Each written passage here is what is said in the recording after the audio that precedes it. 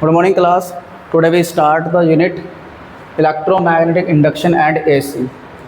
Electromagnetic induction में अगर बात करें मैग्नेटिक फ्लक्स क्या है, number of magnetic field lines passes through any close surface, किसी भी क्लोज सरफेस से जितनी मैग्नेटिक फील्ड लाइंस पास होती हैं are is called magnetic flux, उसे ही हम मैग्नेटिक फ्लक्स कहते हैं। मैग्नेटिक फ्लक्स को फाई से रिप्रेजेंट करते हैं, formula phi is equal to B A, vector B dot vector A. Dot product को क्या बोलते हैं, scalar product. The scalar product of mag B क्या है, magnetic field and area element is called magnetic flux. Magnetic field और area element की scalar product को हम मैग्नेटिक फ्लक्स कहते हैं।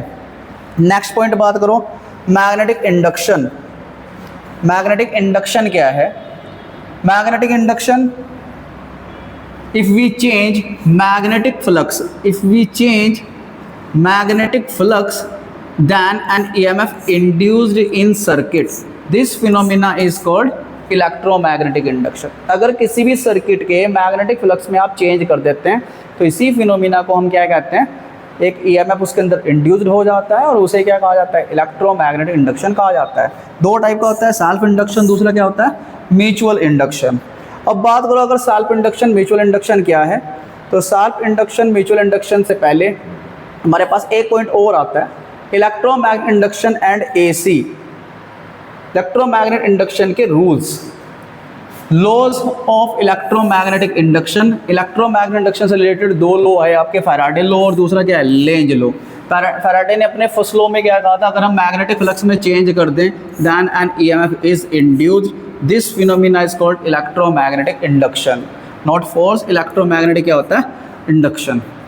सेकंड लॉ उसका क्या था, इंड्यूस्ड EMF। किसी भी सर्किट में जितनी वोल्टेज इंड्यूस्ड होती है वो rate of change of magnetic flux क्या होता है, डायरेक्टली प्रोपोर्शनल, उसके इक्वल होता है। E equal to minus d phi upon d t भी लिख सकते हैं, और n टर्न्स हो तो क्या होता है, n d phi upon d T.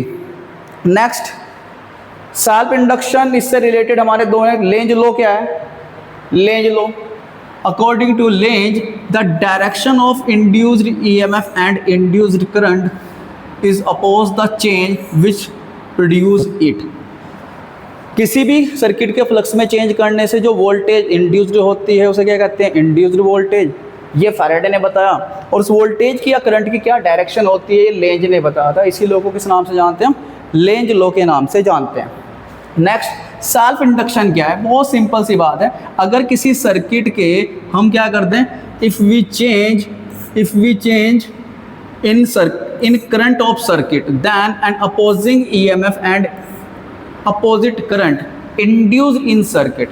अगर आप किसी सर्किट के करंट में चेंज कर देते हैं तो सर्किट के अंदर एक करंट इंड्यूस्ड हो जाती है जो उस कोज का पोज करती है जिससे वो क्रिएट हुई है।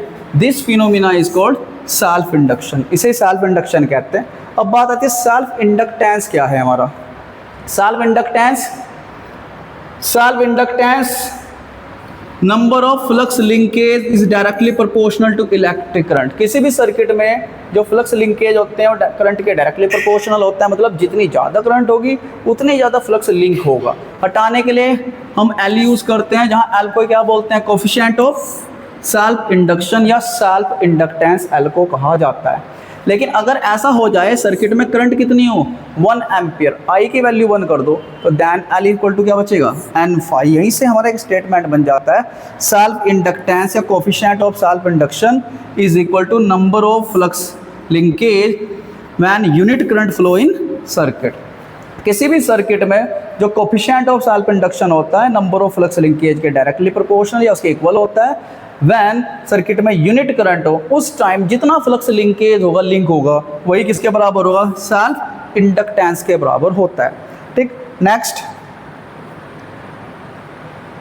फैराडे लॉ से भी आप इसे प्रूफ कर सकते हैं, इसका फॉर्मूला बना सकते हैं। According to Faraday law E equal to क्या होता था, n d phi upon d t. Next step मैं इनको अंदर लेके गया। नेक्स्ट स्टेप फ्लक्स लिंकेज वाले में n फाई इक्वल टू कितना आता, Li, मैंने वहाँ से वैल्यू पुट कर दी। L एक कांस्टेंट सेल्फ इंडक्टेंस से बाहर ले लिया, DI upon dt, finally formula बन जाता है। यहाँ से अगर मैं L की वैल्यू निकालूँ, sorry, minus E upon DI upon dt। अगर DI अपॉन dt 1 हो जाए तो L इक्वल टू न्यूमेरिकली किसके बराबर हो जाएगा, A।